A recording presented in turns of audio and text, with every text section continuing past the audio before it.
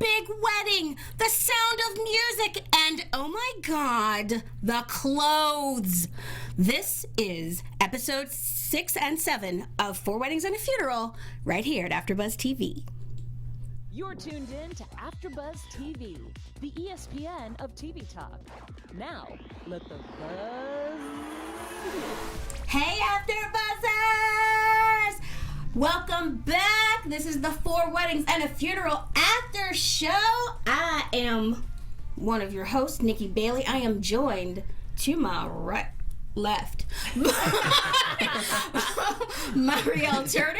Hey guys. We are also joined by our very gorgeous Eric Sinsley. What's up, guys? And our amazing special guest, Mr. Salvador Perez. Hey, everybody. Guys, Salvador is the costume designer for 4 Weddings and a Funeral. Y'all, we about to talk about it. I cannot tell you how excited I am about this. The clothes on this show blow my mind. Amazing. Okay, so look. We're going to jump right in. We're covering 2 episodes and a guest interview today. We have a lot to get through. Keep breathing. Guys, general impressions of the 2 episodes. Where do we think about where we are in the story right now?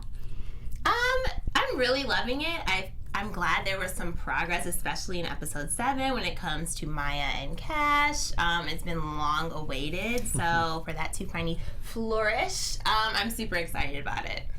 Lots of kissing. We got some nudity in episode 7, which I was not expecting. And I feel like I could predict the next weddings, but I'm not going to say just yet. Right. Well, we'll hold off until our predictions. Salvador, you know where the story's going. Yes. But do you want to comment on episode 6 and 7 at all? Like, just give us a little... I think the show is called 4 Weddings and a Funeral, so... one of my points as a costume designer was worried about the weddings, and so on top of everything else I had to do on the show and all of the clothes they had, there was always a wedding in every block. So it's sort of like the 2 of them are down. It's just like, whew. Yes. So we've already had 2 weddings and a funeral. And a funeral, sadly. So we're still owed 2 weddings, and I'm about it. So let's talk about episode 6, entitled Lights, Camera, Wedding. So Zara came back. And Craig and Zara got married. It was ridiculous. And I loved every second. It was insane. I'm just like, of course this was sponsored by Hotels.com because how else could you have like these crazy ice sculptures and their cake? Like, it was just so over the top. But I think because it's reality TV, or supposed to be, it's very fitting. And we shot that for 10 days. I mean, it was a big, because we shot the exterior, and of course, you shot the exterior before you shot the interior, and it was like 30 degrees, and I have girls in strappy gowns and extras, and it was the coldest day the coldest 3 nights of shooting. And then like 2 weeks later, we shot the interior, and it was beautiful and sunny and perfect. Of course. Yeah, but we also shot as it goes. Yeah, and we shot it in, an ancient home that was Queen Elizabeth lived there when she was a little girl. Wow. And we have this massive train in the Vale, and it took like 12 costumers across literally a dirt moat then to get it onto set and then unravel it each time. The drama of it all, I am here for it. My rom-com cliche favorite of the wedding was when when Zara and Craig were talking about the guest list.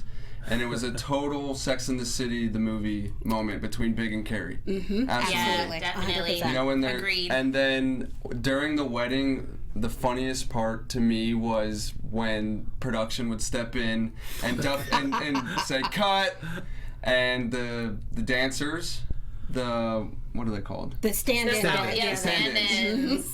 The stunt doubles. The stunt doubles, yes. That was awesome. And then the part when Duffy was giving his toast and Ainsley showed up. Yes, and then the production, the director of the show was like, and we will cut that out in post. Oh my gosh. Okay, so much good stuff to talk about in this episode. Let's just really quickly hit our main characters so that we can just see where we are with them. Maya and Duffy. Guys, first of all, I wasn't here to talk about last week's episode, but I want you all to know that I was freaking out with the whole letter in the pocket thing. I am really glad that he found out. Like, I'm glad that someone was honest with him. Someone was able to help him see that was not his letter. And then it was Gemma. And it was Gemma. Of course. She's always like the character of honesty, I feel like. She's very cutthroat. Filter. No filter. I love Gemma. I think she is one of my favorite characters because she's so unexpectedly wonderful, unexpectedly witty. And Salvador earlier today when we first met was saying that, she's like the dowager on Downton Abbey. Yeah, absolutely. She's like the young dowager, and it's so fitting. I love it. I love her. What did you guys think of the whole... one of the things that I thought was so super hilarious was when Zara said to Maya, "You can't be a bridesmaid because you're too pretty. I don't want another Pippa situation." Yeah. Let's talk about, since we have the costume designer here, let's talk about, like, the blingosity of the wedding, right? The blingosity... Was there anything for you guys that you were just like, I mean, it was all over the top. Yeah, it was wonderful. Was there anything that you were like, what? I can't believe it. I think having the hotels.com on her dress, and I would love if you could, like, explain that a bit, because... I get this call from the production. They're like, "How long is the veil of the dress?" I'm like, "I don't know, 20 feet." They're like, "No, it's got to be the exact length of the." I'm like, what's going on? And they didn't give me all the details. And then they like, "Oh, by the way, there's got to be a logo put on." I'm like, "What?" So it was sort of like piecemeal. But of course, we got sponsored by Hotels.com, and part of the deal is that we had to have Captain Obvious and their logo featured in the show. And then I remember a conversation with Mindy about the wedding. I'm like, "Oh my God, this is totally my fault." Priyanka Chopra got married to one of the Jonas Brothers. Have you seen the videos of that? Yeah. Train. I'm like, I want to do that for the wedding, but with cherubs. And then Mindy's like, and it should have a logo. I'm like, yeah, a logo. I'm like, oh my God, this is totally my fault. So they sold an advertising sponsor on it, and it dictated how we did it. What Priyanka should have thought of. She should have had sponsors for her wedding as well. Come on, get it together, people. And originally, I don't know if you can see them on camera, there's 2 cherubs at the back of the train. Yes, you do see them. There were supposed to be 6. Oh, wow. And there's no room for them. And then, if you have a video on my Instagram of us with the train in my big warehouse that was huge, and the train is beautiful and it flows beautifully on cement, not so beautifully on carpet. And so we did the first take, and she's like, I can't move. And so then we brought it, because we didn't have any more cherubs, so I brought in the cherubs and the bridesmaids to haul that train down the aisle. Wow. Oh my gosh. Insane. It was so insane, but so it was so exactly what reality television should be, and so exactly what a television show about, like, the cliches of rom-coms should be, and it was done so beautifully and magnificently. But I want to talk a little bit about where the characters go in this episode, because we've got Craig and Zara getting married, which is awesome, and we were shipping them. We knew they were going to get back together. But what about Bashir and Fatima? It's very sweet. I'm here for it. I was not expecting it at first, but then it just kind of makes sense. She's, the pretty, smart girl, and he's kind of the goofy but funny guy, and opposites attract. And it just worked. Yeah. So I have a thing for Guz Khan, who plays Bashir. He's an amazing comedian. He's so brilliant. I was from the very first. I was like, they're gonna be together. I just knew it. Oh, you knew it? Really? I just knew it. Yeah. I would say maybe by like halfway through that courtship, I was like, clearly she's not going to be with Cash, and it seems like they just had a chemistry, like their personalities meshed way more, I think. So, and him with the grandmother, with Nami, like, come on, you get on a woman's grandmother's good side. That's happening. Yeah, that's all you need. You're good after that. And you feed her cake. Come on. What would you I'm saying, what else, right? I was also surprised, though, how Fatima told Cash that she wasn't feeling it. I forget exactly what she said, but saying something like, you zone out, or she kind of You're kind of a loser. Yeah, She's like, exactly she what says she you're wasn't moody. holding back. Yeah. She's like, you're moody, and I loved it. But she's never held back. Even like the first time she met him, like we all know about your drama. We know the tea, and I think that's great about her is that there's this modern Muslim girl in London who is just like, this is life, and I'm going to call you on your stuff. Yeah, and yet wants to do the traditional way, but is still just as modern, just as sort of opinionated as any other modern woman. So I love that, and I love that we're seeing so many positive portrayals of Muslims in television on Hulu. So, all right, Hulu, do the damn thing. So let's talk about Ainsley not going to the wedding, and Bryce being the one who calls her out on it. I mean, that's the second character of the show who has not initially wanted to show up for something. It was Maya for the funeral. And it always seems like Duffy is the one who encourages what needs to happen and what the right thing is to do. But you're right, it is eventually Bryce who convinces her to go. And she went and painted covered. Still looking fabulous. She looked beautiful. She looked gorgeous. I mean, look, it was like that whole well, she has to look sloppy but fabulous. And right. It's a $400 scarf in her hair, Wow. Wow. I think it was like pig and thistle, some like fabulous scarf from Joseph's in God. Notting Hill. I want to just hang out in your closet. Oh my God. It's all at Ainsley, at Rebecca's house. Oh, Did she really? A lot. The nicest compliment I got is that all of the cast bought their clothes. They didn't allow them to take all of it, but even like the studio's like, we've never had this before. I'm like, you're welcome. Wow. I mean, and both Nikesh and Brandon wore the suits they bought from the show to premieres. Wow. Like, they're like, this is the nicest suit I have at home. I'm like, and even and I went to dinner with an athlete the other day, and she was wearing all the jewelry. She took all the jewelry. Wow. That is a big testament. That really That is the nicest compliment you can get is when they want, because after wearing it for months and months, they still want to take it home. Yeah. You guys are getting all the scoop. All the scoop, Right. man. So Duffy, of course, falls apart, loses it. Gemma is the one who sort of says, I don't think this letter is for you. And then Duffy goes back into the wedding and sees that Cash and Maya are arguing. Having a moment. Yeah. And he knows. So, at this point, were you thinking it's going to go down tonight? Like something's going to, like, I don't know. I felt like I was thinking, all right, Duffy is, like, obviously seeing what's going on here. Is he gonna like confront her? So I felt like when Duffy meets Maya in front of the wedding, I thought he was gonna really confront her. I was actually a little disappointed that he didn't. At the end of the night? At the end of the wedding. Well, I mean, he did, but they're still friends, and they've been friends for a long time. So it's like if you hate her and never want to see her again, that's one thing. But I think that there's this long term, this is family. Yeah.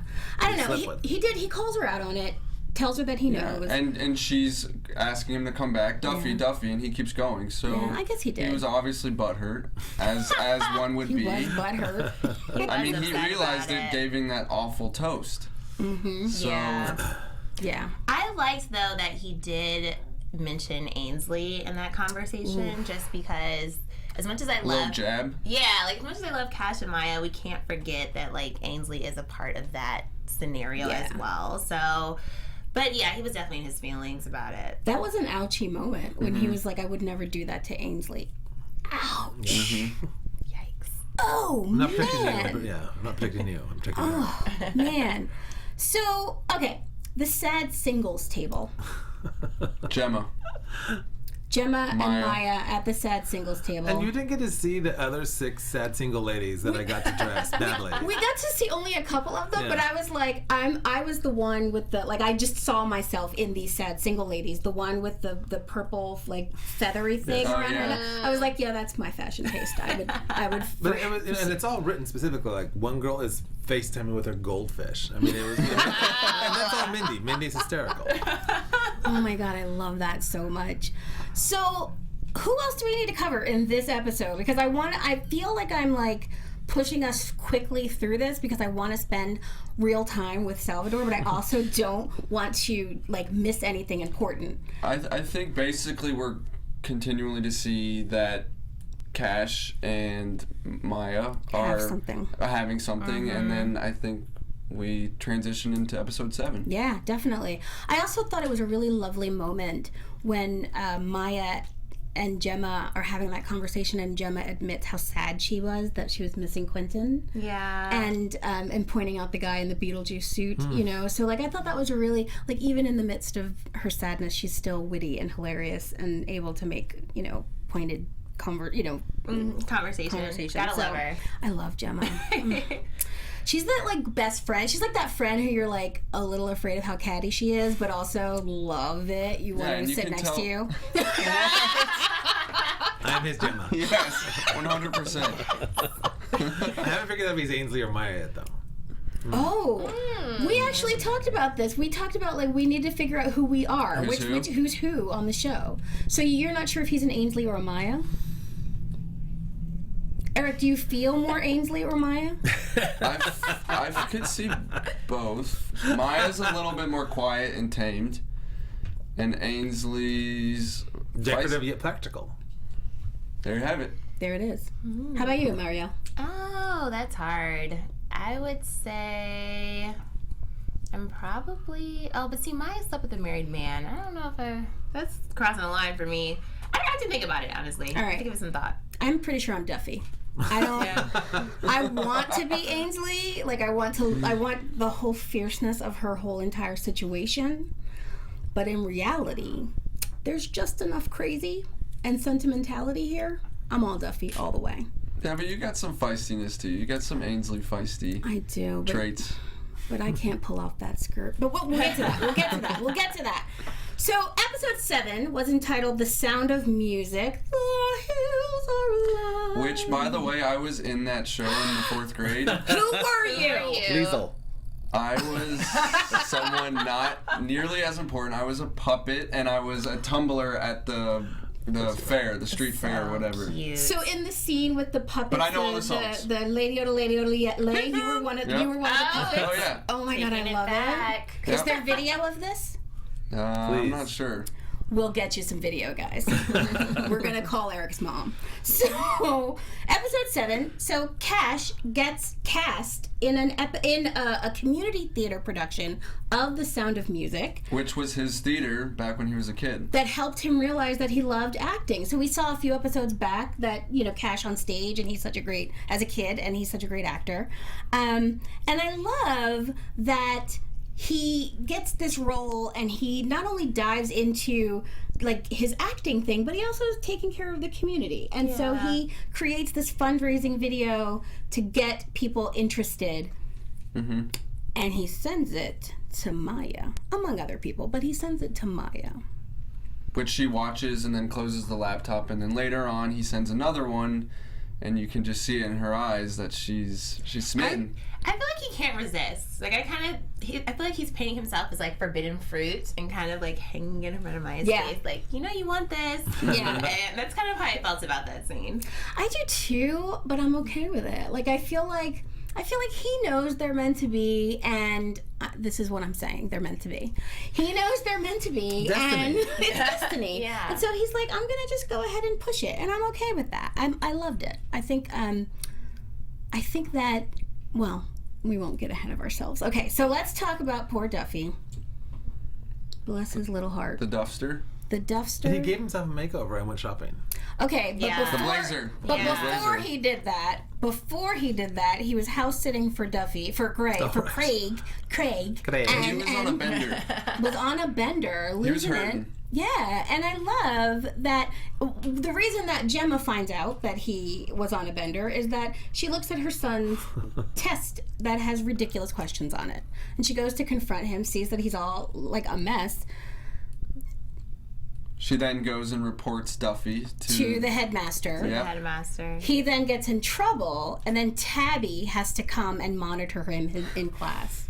He needed it, honestly. did. Yeah. Like, you need somebody to, you know, that's what friends are for. Yeah. Like, hey, you gotta stand up on your own 2 feet. Yeah, and Like- Gemma told him, you need to get your shit together. And I love that she said, you know, I've had eggs in my refrigerator longer in this relationship. Because, you know, perspective is key.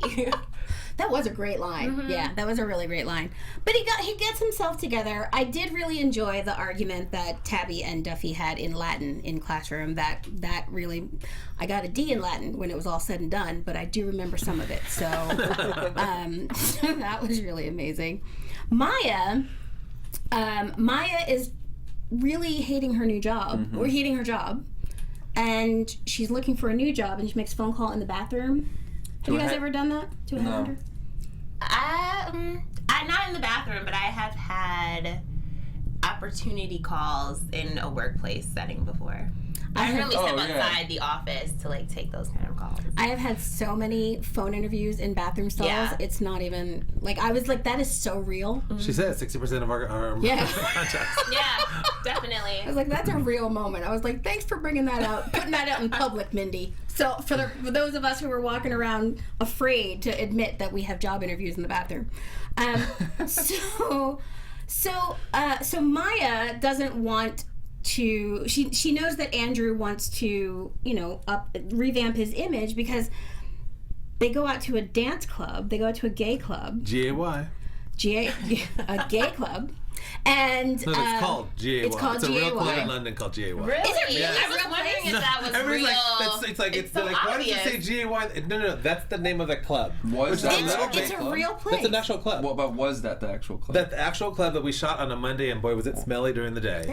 Like, you have to be really smoky and drunk to enjoy it at night, but during the day, it was not cute. I thought what was so great about, first of all, Tony 2 is a dream. He's a genius. Just a dream. Nathan.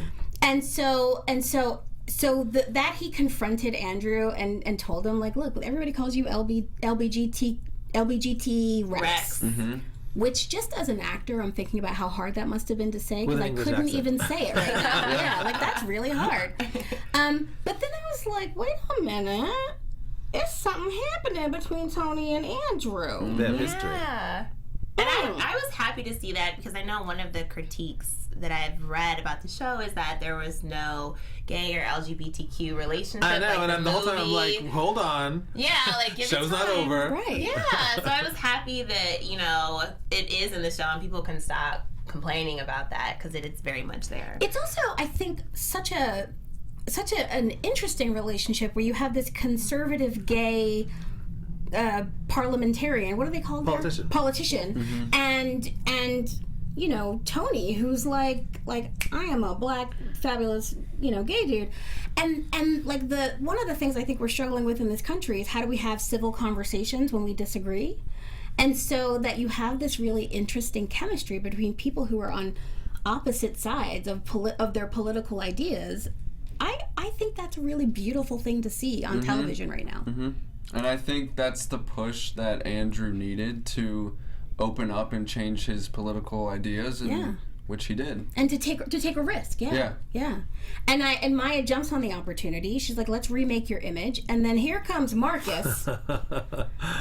Marcus, so Marcus is played by Jamie Demetriou. I'm not sure. Yes. He's also on another show that I love called Fleabag, and so I want him to just stand there. I love him. Jamie, I love you. He's so handsome. He's like so 6'3" and just he plays this like schlubby guy, but he's so handsome. He really is. And even on the other show, he plays a sort of not attractive dude, but he's a hot guy. So, but he actually pushes for them to end up in the community center where Cash's play is happening, because he knew Cash was going to be there. But then they go, and of course, and Andrew loves it, and so I don't know, if I were Maya, like, she wanted to be there. Do you think she could have backed out? Do you think she could have found a way to be like, no, I really can't do this? I mean, she would have lost her job. Yeah, I don't think so. Yeah, he kind of threatened her. Yeah. And, it wouldn't have been as fun if she'd not been there. That's true. Exactly. That's true. I think that I want it to be easier. Like, I want them to get together more easily. And so and I feel like The Sound of Music as the backdrop for a romance is so wonderfully rom-com-y cliche that, like, it just made me happy. Like, I was literally singing along with The Sound of Music. I loved it. Oh, yeah. Yeah. So here for it. And she falls in love with him when he's singing the final song. I mean, it's the ultimate rom-com. Which he sang beautifully, by the way. Yeah. It was like, this voice. Yeah, I didn't see it. I'm sorry. It's the last 5 minutes of the show. Yeah, you gotta see it. Okay, guys, I'm gonna admit that I didn't get to see the last 5 minutes of the show. I know what happens. I have a lot of feelings about what happens, and I'm going to watch it, and I will comment under the show. So, guys, let's get to that moment for a minute and talk about what were you feeling in that moment? Like, what was happening for you? Were you squealing? Well, you haven't seen it, but Bashir is kind of watching it from atop because he's directing, or he's in charge of the lighting. The lights that he's not doing well, yeah. And you see them in the background. They're outlined in a shadow. They're backstage. Oh, like Love Actually. Yeah. But Maya is the one that really initiated the kiss. I mean, you could tell it was happening, but she gave the first peck. It's like that forbidden fruit thing. Eventually, she Yes. had to take a bite. And I loved it. Like, I think they're so cute, and it's about time. I'm not sure how that's going to work out in terms of Ainsley and the drama that I'm sure is on its way, but... Well, let's talk about Ainsley. I mean, Ainsley goes to the botanical... Is it a botanical garden? Botanical gardens, yes. With Bryce, because her job decorating his home ends, but he wants to keep her around To do his garden. which she knows nothing And as about. opposed to taking him to Home Depot or Lowe's, she goes to the most beautiful botanical garden in all of London. Right. Which is not in any way romantic. No. But I love their whole little exchange about like their most Texas moments and the Texas first kiss. Do you think Ainsley was wrong? Like, what was her deal walking away from him? She's scared. I think she felt guilty because she's got her little... She's also still gun shy. Yeah. Yeah. And I think she was hurt by Cash, and it's easier to date this, like, guy who's clearly lacking a job in the knowledge department. Honey, he was not lacking in my world. Oh, no. Okay, wait. Let's just press pause and talk about Garrett and that pretty booty. My God. You guys saw episode 5 and we did Love Chalet. Yes. And just said that they were wearing Speedos. And I'm like, well, it's going to be freezing. And it was London. And so every day as I'm going to work freezing, I'm like, how am I going to get actors to set from the trailer to the set? They're going to freeze. Uggs. So we bought everybody Uggs. And then I'm like, wait, they have to have, oh my God, we're going to do Speedos, Uggs, and scarves. And Minnie's like, what the hell are you talking about? I'm like, no, it's going to be fabulous.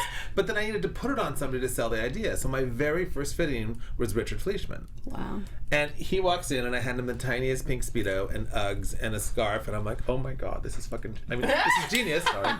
And it just, once I showed those pictures to everybody, they're like, yes, do more of this. So then the girls started coming in and it was bikinis and fur coats and it's so absurd, but it's so Genius. delicious on camera. So wonderful. Turned out so well. But I give total credit to, like, had Richard not been my first fitting and he'd not sold it, I wouldn't have gotten away with it. Wow. It was that one of your Instagram pictures was you were like, you hold up a little bikini thing for someone and you're like, I made this for an actor today, and he looked at it and was like, what? Was that That was for today's nude scene. Oh my God, you totally remember that. Yeah. That was for the nude scene, because I remember, like, I can't even use the words on live because they sort of sound like naughty words, but they're technical words of what we give actors to put on for these nude scenes. To cover the front area? Right. Or depending on what it is. And so, like, I had you like walk in with this and they're always horrified, like, and I'm like, it's completely professional and there's 3 of us here to help. But yes, that was it. Oh my God, because I was like the whole for Garrett's booty. It was a pausable moment. Did you pause? I'm sorry. I don't mean to get all in your business. I sent him a gift. I paused. Nice. That's awesome. I love that. So, but Ainsley's, she's not slumming it. I don't want to say slumming it with Garrett, but he's an idiot. A beautiful, beautiful idiot. It's like a golden retriever. Yeah. Yes. Perfect analogy. Yeah. So I love that, but the moment with Bryce in the botanical garden, it was like she's in that beautiful floral high-low skirt thing with the green jacket. Ted Baker. I want everything that she and the wears in headband the with show. the crystals. I mean, it was just amazing. Gorgeous. But it was a beautifully romantic moment, and she walked away, and I was like, no! She was freaked out. I know. She had those feelings, and she was freaked, and soon after, she ends up breaking it off, and I think they're gonna end up together. Yeah, I think I could. And that's where it's going. Maybe that's like the final. Did you read Garrett's text? Yeah, the you up. Yeah. Yeah, and then she says no, and then he's like, Ainsley, you up? And she says no, and then he's like, Caroline, you up? She's like, it's still me. Like he's just booty calling. I just realized here's the challenge with the show. It's a romantic comedy over many episodes, whereas usually when you're watching a rom-com movie, you get your payoff faster. Mm-hmm. And now it's like spread over 10 episodes, and I'm like, I need them to kiss! But that's how they keep us engaged and wanting more. I mean, I know, but it's just making me a little crazy. Because I want it to all happen, like, right now. Okay, I love that Craig and Zara have everyone over to look at their honeymoon pictures that are all filthy, apparently. I would love to know what, like, the sex in the omelet line moment. How do you do that? What are the logistics of sex in the omelet line? They're hot and heavy, you know. I love it though. Yeah. I feel at this point we can't expect anything less from Zara. I mean, she's giving us all millennial, over the top. You know, she's wonderful. And then we have Gemma packing lunch for her son. I love that scene. With caviar. She picks up a bottle of champagne, thinks better of it. Puts it in a juice box. Well, she ordered out to, like, you know, some fabulous delivery place. It comes in a basket, and she's like being the mom, and puts it in. I love it. I love it. I love it. So let's really talk to our friend Salvador, because we have questions. We have pictures. We need to talk about some things. So let's talk about the two Tonys who work in Ainsley's shop. So there's Tony 1, Tony 2. Tony 1 gets fired. Tony 2 stays around, is about to have this really wonderful thing go down with Andrew. We didn't talk about that. Real quick. Andrew comes to the shop to ask Tony 2 out. Oh, yeah. And he rejects. Tony rejects at first. Yeah. I thought that was a really classy move. Yeah. I'm here for it. I think, like I said, it's important to have that representation on the show, and sometimes opposites attract. So I think that's the case of what's happening with them. And I loved the dignity with which Tony was like, I'm not doing this to make you feel better. Yeah. But it wasn't until Andrew walked away where Tony realized, okay, maybe his intentions... Well, it was when they're at the party and Tony asks Maya, Tony and Maya are talking, and Maya's like, no, he cares about your opinion. Mm-hmm. You changed and you changed something for him. And so I'm really looking forward to seeing where that goes, because what I love so much about that too, it's like it's interracial, intergenerational, interpolitical party. Like, I mean, it's so... And Mindy talks about the diversity of this cast and because of who our leads are. But then I'm like, there was a whole other level to it, because with Tony 2 and Andrew, and as a brown gay man, it was beautiful to see this. And I remember, like, I would watch dailies and just cry, because it's so beautiful. Oh, wow. And it's so beautifully done. And I can't say anything else. Oh my gosh, you have to come back. Okay, you have to come back. That might be one of the weddings. Not anyway. Okay, let's get to the... let's get to the costuming. We're going to talk to Salvador when we're done, guys. We're going to see what we can get him to tell us. We might have to torture him a little bit, but I'll do what I have to do for my TV. I'm sure MGM and Hulu are right outside the door. So let's pull up the picture of Tony 2. He's got the beautiful floral suit on. I am living for this outfit. Okay, this is one of my favorite looks of the entire show. It's the day that Ainsley says, she asked the two Tonys to come in, and Tony 2's like, well, I wasn't doing anything, obviously, because he's like, look at me. What was he coming from? What was the event he was coming from? It was scripted that it was a white tuxedo. And so I bought a white tuxedo, and you put it on him, I'm like, he could be anywhere. Mm-hmm. And I said, it has to be over the top. And what do fabulous gay men in London do but go to, like, fabulous parties? So I found this, and it doesn't, I mean, like, the hat is custom. I actually bought an extra vest so that I can make the custom bow tie. It was all about, like, taking this very basic piece and making it fabulous. And Mindy fought me on it, and she's like, "Oh, it's too over the top," and I'm like, "No, the line is clearly I wasn't doing anything. It had to be spectacular. It couldn't just be a white tuxedo." And so this is just me wanting to put a floral suit on somebody. And it looks fabulous. It works. And down to, can we see the shoes that he's wearing, please? Can we see the gold shoes? Oh, those shoes! I'm loving it. That is a religious moment for me. Hallelujah, And Jesus! I could not find a pink top hat, so I took a white one and spray painted it. In the office, I got yelled at. I'm not gonna pay it off. It really did pay, and I have silver shoes very similar to that. I feel validated now. And I wanted, if you look at the Tony twos, they both had to be individual characters, and Tony 1 is like plaid suits and kilts and very sort of avant-garde, and I wanted Tony 2 to be, if you look at the silhouettes and just describe the pieces, he dresses just like Andrew does, but there's color and pattern. Oh, wow. If you look, they're always the three-piece God. suit. It's exactly, my whole concept was that they dress exactly the same, but they're just, he uses color and pattern, and Andrew's very conservative. Wow. Which even gives extra weight to Andrew's line, "I'm not going to be spoken to by somebody in a mesh shirt." Top. Yeah. Right? Salvador, you better stop with this genius. You better stop.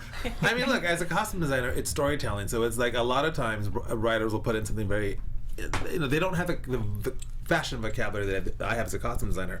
So I'll take, like, what is your intent? Okay, now let me make it fabulous. Right. Yeah, that's your basic intent, but we don't do basic. So let's make it fabulous. So Mario, what was your favorite look? Okay, so I was so in love with the dress that Maya wore to Craig and Zara's wedding. It is stunning, and I just had to know, like, the background on how you found this piece. I was shopping. This whole thing is like there's 4 weddings, and so they have to dress for each of the weddings, and then it's not her wedding. It's supposed to be about Zara. Zara has the most elaborate gown in the world. Then I have to have her and everybody else, and how do you make them all look different? So it started with color. Like, what are the different colors? And ironically, the red one-shoulder dress she wears to the dinner party, the engagement dinner, was actually a gown. That was one of the options for this. And I'm like, it's not special enough. I'm going to cut it off and make it a dress. And then this came in, and I'm like, it's a little naked. And she's like, I'm okay with naked. And we put it on her, and I'm like, why are we trying anything else on? I mean, it's philosophy. I ordered it from Italy. It came in. There was 2 of them because I wanted to, because, of course, first day of shooting, people are spilling, because, extras and drinks in a castle. Right. And I saw the cranberry juice splash, and I called up, got a second dress. But it was just, it needed, Cash Caesar, and she has to be this sort of ethereal goddess, and I thought this was very sort of goddess, Grecian inspired. Absolutely. Stunning. Absolutely. Do we have the red dress too? We do. Can we see the red dress? That was another one of my favorites. That's Temperley, London, and again, it was a pretty dress, and it was a beautiful gown, but it wasn't special. It was like, I said, it's a dinner dress, Yeah. and that's why I hacked it off. And So you can't see the bottom, and if you didn't notice on the show, go back and rewind it, y'all. But it's another high-low, or is it? It's a wrap. trumpet flare, and I did the skirt sort of asymmetrical, yeah. Gorge. No, we do. I take. Costume fashion designers probably hate me, but I take their clothes and then recut them and make them better. Ooh. It works. A lot of the time. I mean, When you can, you can. I mean, my background is costume construction. On the Mindy project, I literally took things apart and put them back together. That's why she looks so good, because they were custom made to her body. They were taken apart and then remade for her body. So you were telling us about this earlier. One of the things that when you first started working with Mindy, you were like, she told you what she wanted, but she couldn't find, and you helped her sort of. I mean, look, my background, before I was a costume designer, I was a cutter fitter, I was a bridal designer, I built Titanic, I built Stargate, I made clothes, and so as a costume designer, I come to it like, well, how do we make this fit better? And I think that anybody can take the most inexpensive piece of clothing, and if it's cut to fit them better, it looks so much more expensive. And with Mindy, that was the situation. Is like she just to find the right. She's short-waisted. She's longer legs.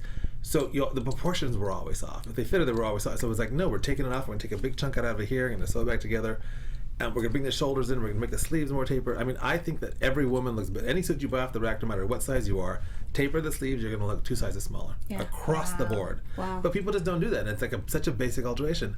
But that's my thing. Is like, I need clothes to fit like they're custom made. Yeah, I told you this earlier. One of the reasons I watched the Mindy project is because of the clothes, because of her, because I'm obsessed with her, and I've read all her books like 11,000 times. But whatever. But the clothes that Mindy wore in that show, because you don't get to see women who have women's everyday, like have bodies, like normal bodies, in fabulous clothes. And on that show, every episode was a win, and there was color, and if you're not a size 2 in this business, you don't get to wear fabulous, beautiful colors. You don't get to wear crazy patterns and whatever. And so it's a beautiful gift to women of all sizes to get to see. And it was a gift to be able to do that. I mean, Mindy would start, I remember at the end of like season 1, we had all these clothes left over, and she's like, oh, there's all these clothes, we're not gonna use them. She's like, oh, I'm gonna put a montage in.